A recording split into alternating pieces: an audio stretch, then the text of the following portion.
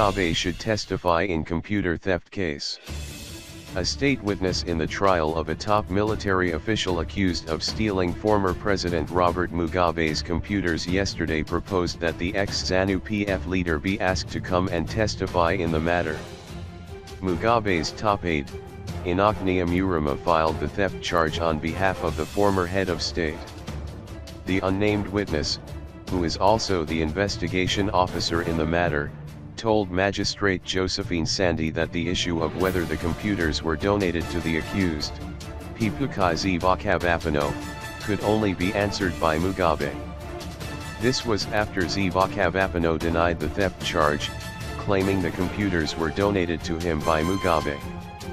The state alleges on April 3, SUBCRIBE and an accomplice only identified as Merga were tasked to provide overnight security duties at Zimbabwe House. At around 2 a.m., the duo allegedly broke into 5 containers and stole 7 computer monitors, CPUs, keyboards, mouse, pads, 57 Inspire model laptops, 44 large and small Lenovo laptops, 18 HP printers, 4 Sahara and Mercer complete desktop computer sets, as well as 2 Xerox printers.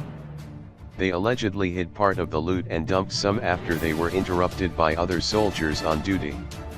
SUBCRIBE and his accomplice allegedly later collected their loot and sold it to different people and computer dealers at giveaway prices in Harare's central business district and at their areas of residence.